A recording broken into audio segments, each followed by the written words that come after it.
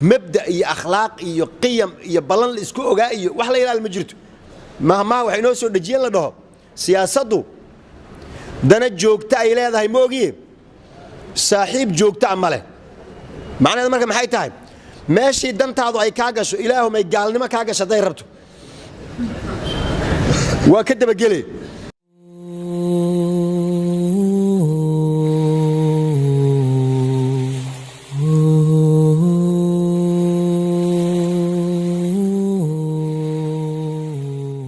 ما كان الله ليذر المؤمنين على ما أنتم عليه حتى يميز الخبيث من الطيب إلا لك لبحو مؤمنين أنهي ليسكو دين مايو والإسلبايا markii la isdhibo qaar dad kamid way adkeysanayaan qaarna ma adkeysan karayaan kuwa adkeysan way maxaa ku dhacay ay u dhaceen dhowr arimood waxa kaga dhacay khalal wuxuu ka galay ama waxaan fiicnayn wax mabaadi' ama qiyam wax la yiraahdo qof waxa uu rumaysan yahay ayaa ku yaraaday oo waxa iska dhax galay qofka inuu mabda' lahaado oo mabdigiisa uu dhinto iyo inuu maslaxadiisa daba socdo labadaas keebaa horeeya dadka oo wanaagsan oo ahlu khayrka ah masaalixda yar ee adduunyo waxay ka hormarinayaan oo ka qiimo badan mabaadi'da iyo waxay rumaysan yihiin dadka qaarna wuxuu ku leeyahay war mabda' maxaa iga galay markaas hadda Soomaaliyeena waxay noo soo sameeyeen gaar ahaan siyaasadda markii laga hadlayo waxay dheen mabda' iyo akhlaaq iyo qiyam iyo balan la isku ogaa iyo wax la ilaal ma jirto mahma waxay noo soo dhajiyeen la dhaho siyaasaddu dana joogta ay leedahay moogiye saaxiib joogta ama leh macnaheedu marka maxay tahay meeshii dantaadu ay ka gasho ilaahu may gaalnimo ka gasho day rabto waa ka dabagelay markaas waxay siyaasaddu dana joogta ayay leedahay laakiin saaxiibtinimo joogta ah male quraankeena arintaas muxuu ka yiri quraanku wuxuu noo soo qaatay laba reer ayaa waxaa jirta heshiis la galaya qola kale heshiis la galaysa waxay leeyahay heshiis aan nahay inaan heshiiskaas ahaanaan heshiis ku nahay qoladaas kuwa kamid ah labadii qabiil heshiiska galay mid kamid ah yaa waxay arkaysaa kuwa heshiiska hadda ay kula jirto kuwa uga nacfiroon oo danteeda ay ka helayso markaas waxay sameynayaan kuwii ay hore heshiiska ula ahaayeen heshiiska uga baxayaan waxay leeyihiin naga raali ahaada heshiiskii waan idin ka baxnay oo maxaad nooga baxayseen heshiiskii waxaan helnay kuwa oo idinka badan oo danta aan ka helayno ay ka badan tahay danta idinka aan ka helayno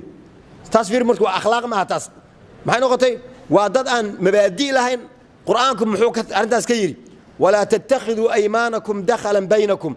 heshiisada aad gasheen iyo dhaaraha aad ku adkayseen khiyaano dhexdiina aad isku khiyaantaan ha ka dhigina oo sababta aad u yeelaysaan ay tahay an takuna ummatun hiya arba min ummatin inay ummadi ka badan tahay ummadda kale oo kolba meeshii badan ee nacfigu uu ku badan yahay intaan ku jira waa balantii aad ku jirtay mabda' ahid aaway mabda' iyo saaxiib joogta ah xagee lagu arkay meeshay maanta ka qoyan tahay halkaana maanta ayaan ahay mabda' male marka taas maxay keenaysaa dadka aan muslimka ahayn markay arkaan dadka saa u dhaqmaaya inay dadka kala dhahaan war dadkan aan qiyam iyo akhlaaq ilaalinaynin ee hadba meeshii maanta ay ka qoyan tahay iska aadaya oo meel loogu soo hagaagaba aan lahayn war kuwani maxay ahayn diinta ay haystaan maxay tahay sabab waxay u noqonayaan dadka saas yeelaya dadku inay diinta ka istaagaan saasa ilaahay wuxuu hada saas yeeshaan waxa dhacaysa fatazilla qadamun ba'da thubutiha wa tadhuqu as-su'a bima sadadtum an sabilillah yani luga ayaa simbiraxanaya oo diinta ka joogsanaya idinkana cadaab ayaa la dhinsiinaya sababtuna ay tahay bima sadadtum an sabilillah jidka ilaahay baa dadka ka celiseen aayadu ma soo sheegin dadkan oo dhahayaan diinta yaan la soo gelin mayna dhin afka kamayna dhin laakiin dhaqan xumidooda halkan ay ka bisishahayda mabda' la'aanta ayaa waxay noqotay diintii ay matalayeen inay u soo jiidaan dhaliin la yiraahdo war kuwan kuwa la aamini karaba ma marka saa yeelina marka qofka muslimka waxa la rabaa mabda' in loogu soo hagaago hadii gaalada heshiis la galo ilaa ayagu ay ka baxaan loogama baxo oo ilaahay wuxuu yiri famastaqamu lakum fastaqimu lahum inta ay ilaalinayaan idinku ilaaliya marna yayna noqonin xaqiina in la idinka tuumo inaydan balanta ilaalinayn qiyam iyo akhlaaq ayaan leenahay marka dadka qaarkiis oo masaalixda kali ay wax u yihiin oo mabaadida ka tanaasulaya halkaas ay ku dhaceen waxaan soo qaadan tusaale fircoon nimankii u tartamay ee saaxiriinta ahaa markay u imaanayeen waxay ka fikirayeen maxaad na siinaysaa haddaan muuse ka adkaano abaal ayna lana la ajran xoolama na siinaysaa markaas wuxuu ku yiri nacam ha wa innakum idan la min al muqarrabin xoolo iska dhaafay wuxuu yiri wasiiraan ka wada dhigaya haddaad muuse meel saartaan la min almuqarabiina kuwa ii soo dhow aniga ayaan idinka dhigayaa hadda dadkan fikirkooda muxuu yahay maxay rabaan in ama xoolo la siiyo ama jaga la siiyo fircoon agtiisa markaasaa sixir intay isku aadiyeen yaa waxoogaa baa u dhaqdhaqaaqay sixirkii ah markaasay dhaarteen waxayna ku dhaaranayaan fircoonka ay caabudayaan markaasa waxay dhaheen waqaaluu bicizati fircawna innaa lanaxnu lghaalibuun fircoon sharaftiisaan ku dhaaranaye waan adkaanay halkaasay u joogtay ilan waxoogaa bay arkeen nabi muuse unbaa ushiisii dhex dhigay meeshay sixirka ku sameeyeen wixii ay sameeyeen oo dhan ayay ushii nabi muuse ayaa liqday oo cuntay markay arkeen waxay ogaadeen nabi muuse arrinta uu la soo shirtegey ma aha sixirkooda oo kale ah ee waa mucjizo ilaahay uu soo dhiibay oo tusinaysa awoodda ilaahay ul intii dhulka la dhiga mas noqonaysa way rumeeyeen nabi muuse waxay dhaheen waxaan rumaynay aamanaa birabbi alcaalamiin rabbi muusa wa haaruun markay rumeeyeen fircoonkii haddaay ay la gorgortamayeen ay lahayn xoolo mana siinaysaa muuna dhihin xoolaha idinka goosanaya xoolo idin siin maaye wuu hadiyo wuxuu ku yidhi wuu goodiyey anoon idin fasixin miyaad iska rumaynaysaan muuse waxaan samaynayaa lugihiinna iyo gacmihiinna ayaan isdhaaf u goynayaa waana idin soo laalaadinayaa waadna arkaysaa inta idinku dhacda maxay yidhahdeen ugu jawaabeen laa dayra dhib ma leh waan indilaya soo maa wax dhib oo ileedahay ma jirto innaa ilaa rabbinaa munqalibuun ilaahay ayaan u tegayna xageedna geyna adiga qofka mogta intuu dilo meel cidlaa la aadi lahaa waxaa la yidhahaa waan khasaarnay laakiin maxaad naga qaadadeen marka fiiri subaxda gelinkooda hore waxay ahaayeen dad